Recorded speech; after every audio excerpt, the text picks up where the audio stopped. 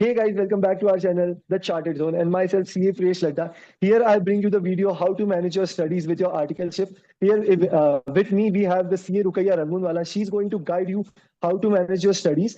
She cleared all her levels in first attempt only, so she's a good person to guide you through this journey. So here to Rukaiya.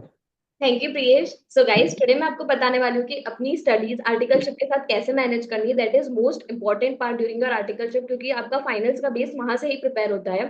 तो number one topic रहेगा कि syllabus कैसे complete करना है।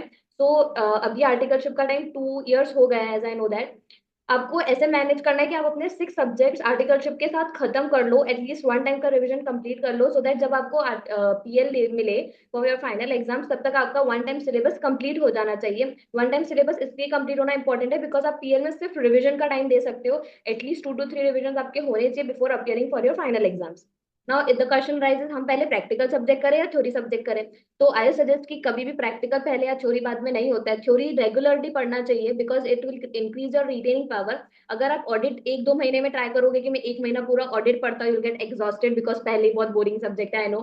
So you have to study your audit daily. That will increase your retaining power as well. In addition to this, I would like to mention the schedule that I was following during my articleship time. मेरा articleship का time था 10:30 to 7. So I was a morning person. I used to woke up at 6 or 6:30. Then morning में 2 to 3 hours I used to study. 2 to 3 hours में मैं cover करती थी one of the theory subject. मैंने starting audit से की थी, then followed by law. Audit obviously because उसमें less amendments होते हैं. Law में amendments आते हैं तो वो बाद में करना ज्यादा beneficial है। 2 आवर्स में मैक्सिमम नया स्टडी करती थी, and 1 hour 30 minutes to 1 hour मैं डिवोट करती थी प्रीवियस जो मैंने पढ़ा हुआ है उसके रिवीजन के लिए। वरना वो जो कहावत है, आगे आगे पार्ट पीछे सपाट, वो वाली सच हो जाती है। जो आगे आगे पढ़ते रहो पीछे का कुछ याद नहीं रहता है। तो मैं ये अश्योर करती थी कि मैं 2 आवर्स अगर मैं नया स्टडी कर रही हूँ तो I can devote 30 to 45 minutes for my previous revision. Then obviously 10:30 to 7 was my articleship time. मैं डिनर करके यूट्यूब स्क्रोलिंग सब कंसिडर करके अराउंड 8:30 तक फ्री हो जाती थी। Then 3 hours I use to study non stop watching any class. मैंने starting FR से की थी, then I followed up with SFM. FR SFM starting में इसीलिए लेना बेनिफिशियल होता है बिकॉज उसमें अमेंडमेंट के चांसेस बहुत कम होते हैं। Then I use to make sure at that time one thing was कि क्लासेस खत्म हो जाने के बाद मैं डायरेक्टली उसको बंद नहीं कर देती थी। 30 मिनट्स एटलीस्ट मैं निकालती थी वो वापस से रिकॉल करने के लिए जो मैंने क्लास में पढ़ा है। Because guys our main target is not classes completion, but classes completion के साथ self revision is also our main target. तो मेक श्योर करो कि क्लासेस कंप्लीट होने के बाद, मतलब जो आप क्लास देख रहे हो उसके बाद आप एटलीस्ट 30 मिनट्स निकालो वो क्लास को वापस से रिकॉल करने में या फिर सेल्फ रिवाइज करने में।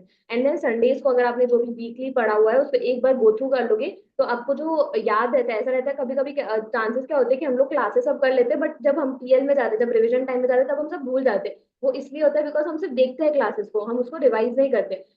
तो संडेज को आप रिवाइज कर सकते हो जो आपने वीकली पढ़ा है, और डेली आप जो 30 मिनट्स एक्स्ट्रा निकाल रहे हो वो आप डेली डेली रिवीजन कर सकते हो जो क्लास आपने डेली देखी है।